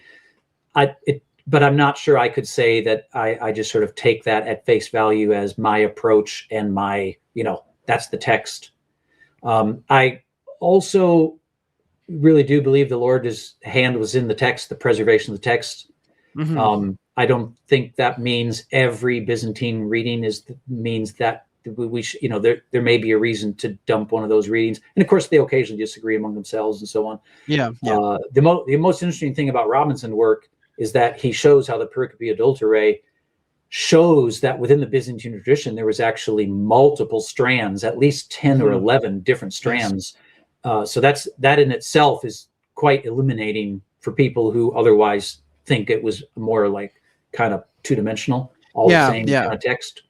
So I think that makes it a lot more interesting as well. I hope I'm answering that question. I'm not trying to beat around the bush. I'm only telling you what I really honestly believe. You can't go too much into detail when you don't know all the details, right? No. Any other questions? Actually, I have one for you. Have you considered taking a look at this sort of narrative critical argument and working that into something like 1 John 5:7? Because 1 John 5:7 is one of those like readings where we don't really have any Greek manuscripts. Now, I think based on the external evidence, I don't think that it's authentic. But I haven't made a full decision, right? I'm still holding out hope. I like the passage, right? I like the passage. Well, none of us want to feel like we've thrown out something that might have come from God. That's right. But we don't. But if we read the book of the Revelation, it warns us to avoid two errors. Don't add to it and don't subtract to it. Sometimes if we don't really know, we can't pretend we know either. I don't want to go before the Lord and say, well, I just decided, I get to decide, if you don't really know, it's better to be honest and just say before the Lord, we don't really know. I'm not sure, I think narrative criticism, I'll repeat what I said at the very beginning tonight, because the ending of Mark and the story of the adulteress are two complete stories with the beginning and middle and end, each one 12 verses long, by the way. You have a lot more potential material to work with as to their narrative function. Right. And particularly in the story of the adulteress, because it's in between other stories. It's not just at the end. So it can interact in two different directions.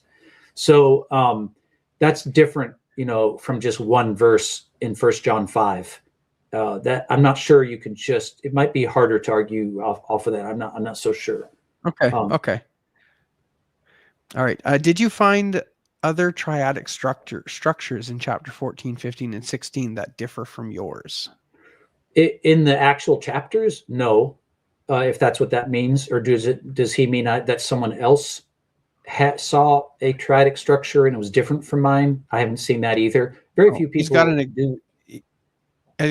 an example. He says, for example, anointing of Bethany, Last Supper, and trial before the Sanhedrin. All three scenes focus on Christ's identity. Ah, right. So if you pull up that PDF of the chapters 14 to 16, look at the very first story in Bethany there. Right? The first story in Bethany, Jesus gets anointed. Do you remember what? He tells us why she anointed him. Do you remember what the purpose of it was? Oh. She has anointed me for my burial. That's right. Now go to the far right, to the first story. What does Joseph do with Jesus? He actually buries him. Yeah. So I think that's what he's asking. If there's other elements in these three movements, are there other aspects that parallel? Yes, there are. And this is so common, and that the writers are taking one story and juxtaposing it with another story and inviting us to compare and contrast the two events. And you know where they got that idea from? No. Jesus. Yeah. Do you remember? Right. Sorry, you missed the easiest answer that you'll ever get. Okay. Do you remember in Mark chapters 6 and 7, there's two feedings with the loaves? Yep. The feeding of the 5,000 and then the feeding of the 4,000, right? And if you read the events, they're very similar. Okay. The main difference is that one is in a Jewish territory and one is in a Gentile territory. But there's also a difference in the numbers, how many loaves you start with, how many baskets you finish with, and so on. Mm. Who's the person in the gospel who calls attention to this? Who takes the feeding of the 5,000 and juxtaposes it with the feeding of the 4,000 and asks the apostles, hey, how many loaves did we start with? And how many people were fed? And how many baskets did you collect? Okay. And now how about this other event? It's Jesus who does that. Jesus himself invites the disciples to compare and contrast two events that are clearly very similar events. Just everybody who reads them sees that they're similar. And he wanted to teach a lesson to the disciples by lining up the two events and pointing out what was similar and what was different between the two events. I think that the evangelists are doing the same thing. Mm-hmm. They are frequently taking one event and lining it up with another event and inviting you to notice the comparisons and the contrasts. And so Mark does it throughout the entire gospel, not just here. So yeah, if anybody wants to really get to work, go back to these stages. And we just looked at the arrangement of chapters 14 to 16. Well, what about the arrangement of chapters 10 to 13? Yeah, that's right. The fifth section. Yeah. Okay, let me just remind you, chapters 10, 11, 12, 13, Jesus comes to Judea. He's just on the other side of the Jordan River. He then goes to Jericho. He then comes into Jerusalem, right? That's those chapters. All right. How many fig tree stories are there? Just one? Say two, because you got what Buddy found under the fig tree. Yeah. Yeah. There's the fig tree that as he's entering the temple, before he enters the temple. Yeah. And then there's the fig tree he speaks about at the Olivet Discourse. Now, what happens to the first tree? It's cursed. And it dries up. It withers What away. happens? Yeah. What happens to the second tree? It says that its leaves, when you see the fig tree and its leaves begin to put forth, it's coming back to life. That's the very opposite of the first fig tree. Both of those fig tree stories are parables. Jesus uses the fig tree as a lesson, a parable, on both occasions. Okay? Do you really think that's just an accident? That those two stories just happen to be in that 1/5 stage of the gospel? No. Those two stories are in the structure of chapters 10, 11, 12, and 13. Those two stories are running parallel. So that's just to give you a little tease that Mark is doing this all over his gospel, not just in the final chapters. Anyway. Nice. Very nice. All right. Good place to end. All right. Yeah, I think that's a great place to end. So, guys, Bill, thank you so much for spending this almost 2 hours, just over 2 hours. We're a minute over 2 hours. Look at that. And you've given me personally a lot to think about. that's excellent. I did not expect this. Now I seen your videos and I had an idea, but just maybe there's something different about listening to it when you're talking to the person. It's the dialogue. Yeah, it means I'm not good at doing really videos. Helpful. Well, no, or I'm just not good at watching them. So, no, but seriously, this is excellent. So, do you have this like written down somewhere, or a paper, or a book, or something like that? So, other than the videos, I have a few brief. I have some notes. Like I have a structure, like kind of this kind of stuff on some notes. But I obviously I want to include some of it in my dissertation.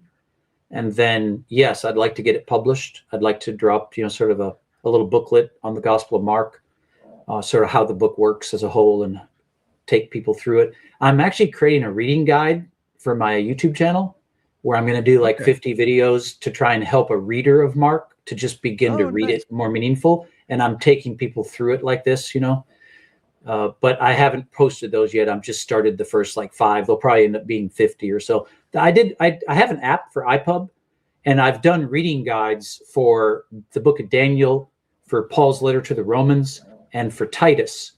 And each one of those has, 40 some odd videos taking you through the books. So you will see how structure works in those books as well. And I cover them the same way I do Mark, that just like you're seeing here. And yeah, I probably ought to publish something someday. Mm-hmm. Okay. Yeah, because if I ever write any books, I'm going to need to reference your material if I go into Mark 16. Well, yeah, but if you see it yourself and you're convinced of it, you just point out what's in the text, and I'm happy with that. Yeah. All right. Well, one more question here. So receive text, Christian.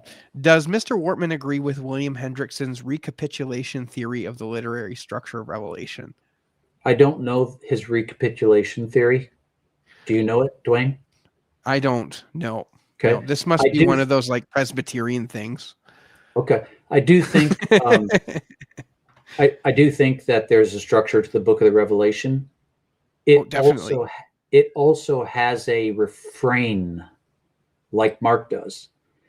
Mm-hmm. And the refrain is given to you in the first verse of the book. So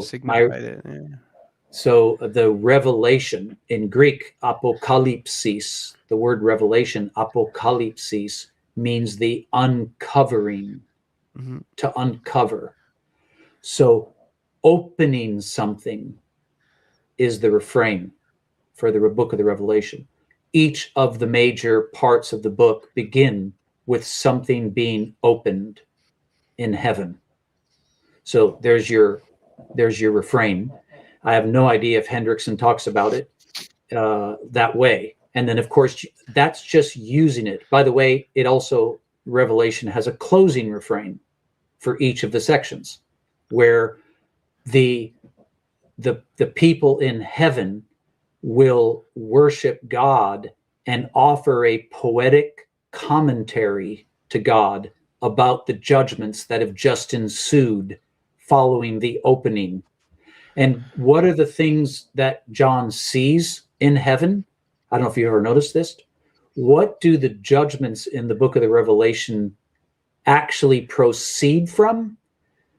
They proceed from various pieces of furniture from the tabernacle.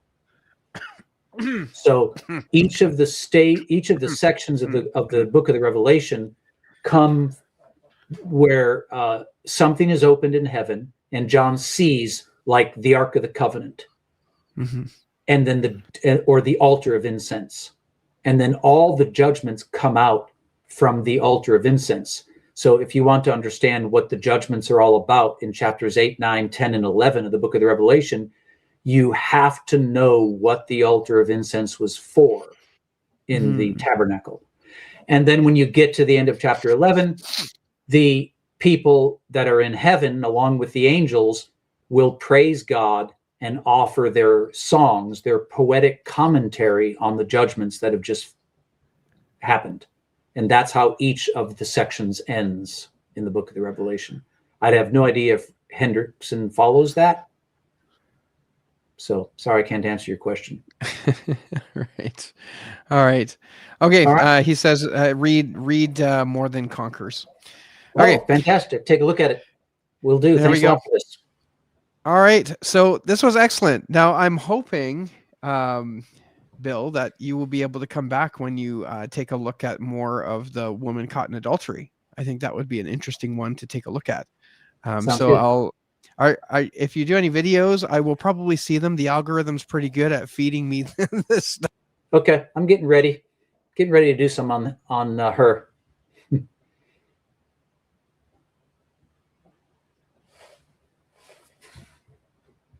I just lost you. Can everybody else hear Dwayne?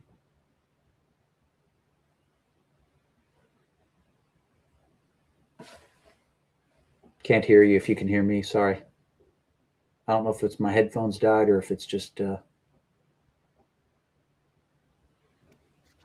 Oh, there you go. What's really weird. There you are. All right. Anyway, I was just about to say thank you so much for the time that you have given us. And brothers and sisters, until next time, we'll see you around.